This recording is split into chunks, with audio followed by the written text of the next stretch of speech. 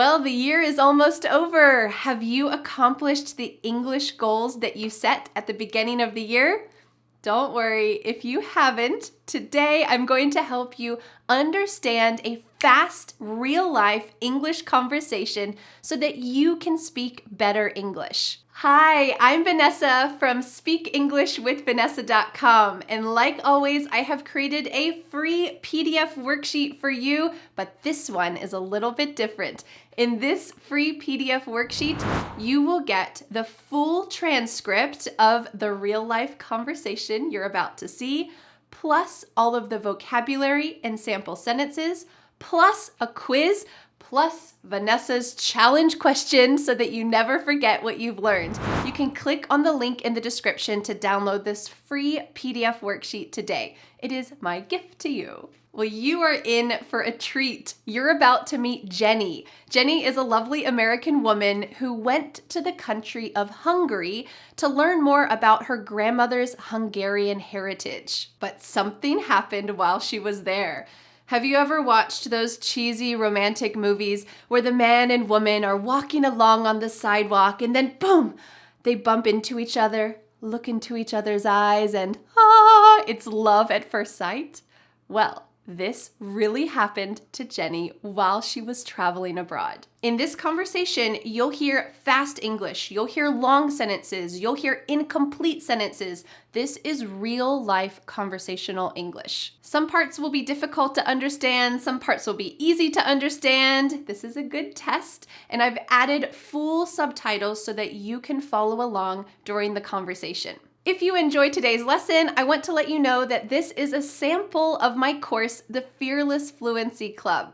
You're welcome to join me and thousands of other motivated English learners. Plus, you'll meet 47 native English speakers, have weekly live-streamed lessons with me, and have weekly Zoom calls with other wonderful English learners. Right now, you can get a $550 off coupon for this course, but I'll tell you more about that at the end of this lesson. All right, let's jump into the conversation with Jenny. She was just telling me how she went to Hungary for 2 weeks and she was about to go back home to the US when something happened. Well, put on your fast English speaking helmets and let's watch this clip from the conversation. It was an incredible 2.5 weeks, and so we were leaving on a Sunday, and on a Friday night, my cousin was like, "Jenny, I want to, having a goodwill or farewell party for you at the bar. Let's go." And I was like, "No, I'm just going to stay home. I don't want to go." And my aunt was like, "Jenny," in Hungary, she was like, "You need to be with the young people. Go, go, go." And I was like, "Okay, all right." So I went, and that's how I met Adam, my husband. That's amazing. So what was that? What happened when you walked into the bar and you saw him? Yes. So the last place I was expecting was that. I was like, kind of a little, I turned up my nose a little bit. I was a little, looking back. Yeah. Young. Yeah. And I was like, I don't know anybody. So Adam walks in and I'm like, hold up, who is this guy? This guy's cute. So I go up to him because it's cool to be from America. Like, some people find it cool. Certainly, I've experienced that too as I travel. Like, whoa, I met someone from America. And it's like, I'm just a normal person, but okay. But I kind of, so I went, I'm like, "Hey, I'm Jenny from America. Nice to meet you." You should be my friend because I'm from America. Yeah, I was just like super sly, like smooth, and That's funny. He didn't speak the best of English, so Adam grew up learning German, and so he's trilingual. But his English was good, but it wasn't great. So I probably only understood like 60% of what he said. That's all you needed. But so we talked the night away until like 4 a.m. and then we literally spent that day and a half together before I left. And I was like, I'm in love, but with this guy who lives in Hungary, like across. And we're leaving tomorrow. Yeah, I was so sad. It was really sad. Aww. So we left, and then I get this message from him saying that he was booking tickets to come see me 3 weeks later. That's and I was so like, beautiful. He just saw you for a day and a half and was like, I'm going to pay money to travel halfway across the world to see you. And it's expensive. Like, for Hungarians, I think it was like $1,000. Whoa.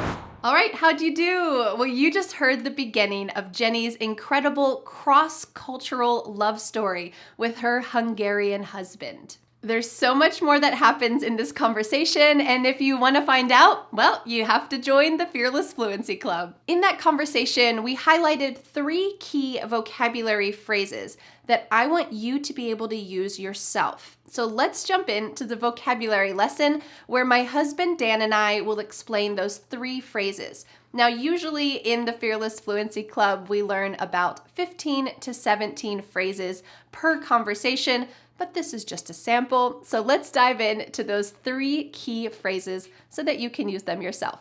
Let's go. The last something. We are not talking about a final in a series. Here we're talking about something that is unexpected or an unlikely occurrence. So, for example, in the conversation with Jenny, she said that when she went to the bar, it was the last place that she expected to meet her future husband. It was the last place. We could replace the word place and say, he is the last person I expected to, what could we say with that? Marry? When I met Dan, he was the last person I expected to marry. Jeez. But we did. It's not That true. would mean I made a really bad first impression. Yeah, I don't think you were the last person I I expected wasn't to marry. that far down the list. Yeah, so we could use this for really anything. Maybe if, for Dan, if he told me one day, I'm going to go get my PhD in astrophysics, I would be a little shocked and I might say, oh, astrophysics is the last subject that I thought you would want to study. Yeah. So this is kind of so far from reality, it is unexpected. Yeah. And it's the last subject, the last person, the last place, the last subject. Something very surprising. Yes, very surprising. And I know for myself personally, I would have said the last place I thought I would live would be South Carolina. You thought I was going to say South Korea, did you? Oh, so when you were So when I was growing younger, up. I didn't even know where South Carolina was on a map. Probably Maybe you because- don't either. Maybe you don't. But anyway, so I could have said the last place I expected to go to college was South Carolina. But that's where I ended up going because I just visited and I liked the campus and I said, okay, this place is nice. And that's where I went. Yeah, so it's an expectation that's surprising, something unexpected. Oh, Dan actually went to college in a really unusual place, at least for him, in least for South me. Carolina. It was the last place he thought he'd go to college. Yeah. And again, this is usually never literal. Yeah. Speaking of literally. It's not the last. Yeah, it's not really the last. On a because list. Sometimes that's not even possible to know. The last of what? Yeah, Right. Jenny didn't have a list of places where she thought she'd meet her future husband. Yeah. In the bar was the last one. Now, this is just figurative. Yeah, it's a very casual expression. All right, let's watch the clip from the conversation. The last place I was expecting was that. I was like, kind of a little, I turned up my nose a little bit. I was a little, looking back. Yeah, young. The last place I was expecting was that. The last place I was expecting was that. The next expression is to turn up one's nose at something. And this means snobby. Maybe another expression we use is high and mighty. It's somebody who thinks they are better than other people. They turn up their nose at them. So somebody might say this. We usually say this about other people, right? So I knew I didn't like him when he turned up his nose to the idea of playing board games at our house. He just wanted to go to a fancy restaurant. Right. He didn't want to come over to the house and play games. He turned up his nose at the idea of Right. board games. And this implies that this person would rather do something, like you said, expensive. Although it doesn't necessarily have to be expensive, it just has to be either expensive or cool. Yeah, I just think your idea is lesser, Dumb. is not as good. Little people do that. Yeah, so it's quite interesting because in the conversation with Jenny, she said that she turned up her nose. She was talking about herself. Yeah, she was talking about herself. She said, I turned up my nose, but then she said a little bit. So she's kind of making it a little less strong. She said, I turned up my nose a little bit about meeting someone at a bar. So she thought that people who aren't serious about relationships don't meet people at bars. And that's kind of true. Yeah. If you meet your husband or wife at a bar, you're pretty lucky. So she was saying, I kind of thought that that's not for me. I want to meet better my than husband that. in a better place. Yeah. But in the end, it worked out for her. So she was using that about herself, but she used it in kind of a lesser way by saying, I turned up my nose a little bit.